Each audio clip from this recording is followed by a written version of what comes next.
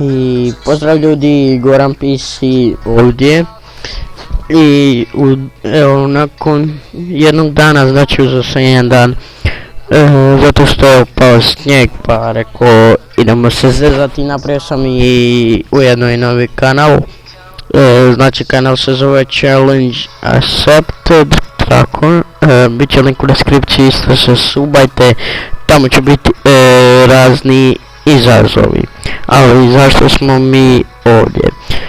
Znači danas ću vam pokazati kako da napravite novi korisnički račun na ovome kompjuteru. Evo, znači ovo je moj Gogo,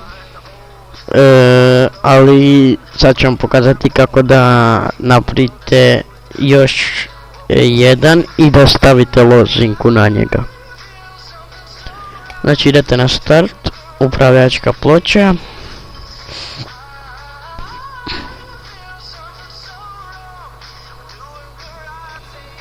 korisnički račun i obiteljska sigurnost. I sada idete na dodavanje ili uklanjanje korisničkih računa, znači ujedno možete i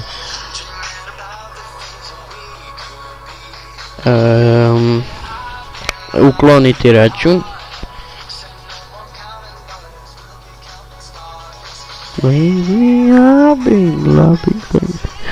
Ispričam se zbog toga šteka malo, znači sporo je.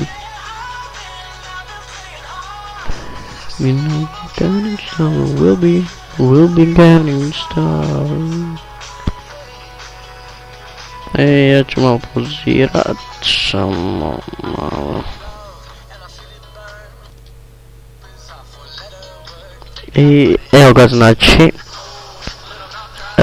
to su vaši korisnički računi, znači ovo je moj i naravno ja sam stavio lozinku, ovo je bratov. I idemo, ako želite stvoriti novi korisnički račun, idemo samo malo,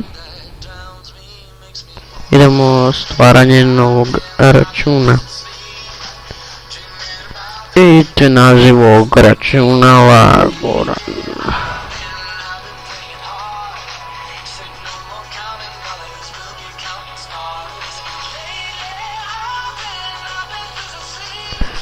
I možete administrator i standardni korisnik. Ja ću na primjer standardni lozinku i kliknete stvori račun i tamo ću vas pitati da stavite lozinku, ili ako vas ne pita, sad ću vam pokazati kako stavite lozinku.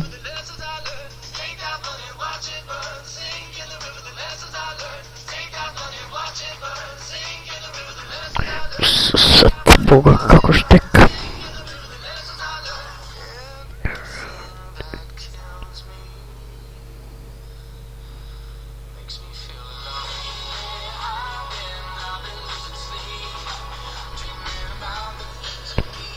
I evo ga, znači vi idete na postavljanje roditeljskog nadzora, isto obično sporo.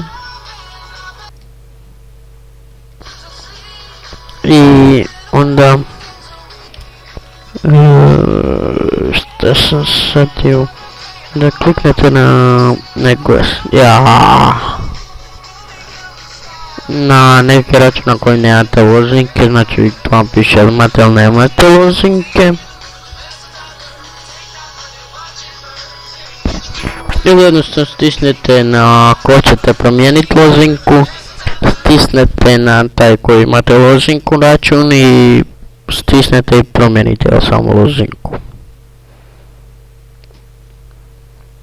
Malo ćemo sačekat.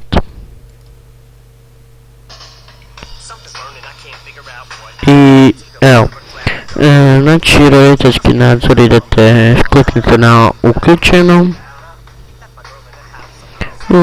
Znači tu možete isto i vremensko ograničenje, dopusti i blokira određene programe, znači možete radno, meni je zaštekalo, znači vi sad stisnite uključeno i tu će vam biti za lozinku koju želite postaviti. I to bi bilo to. Znači, ako vam se svidio ovaj klip, kliknite like, šerujte, komentirajte i naravno subscribe se na kanal. Znači većina ovo zna, ali eto snimio sam za onoga koji ne zna. I to je bilo to ljudi, pozdrav do sljedećeg klipa. Bio je Goran PC i ja odobravam ovo.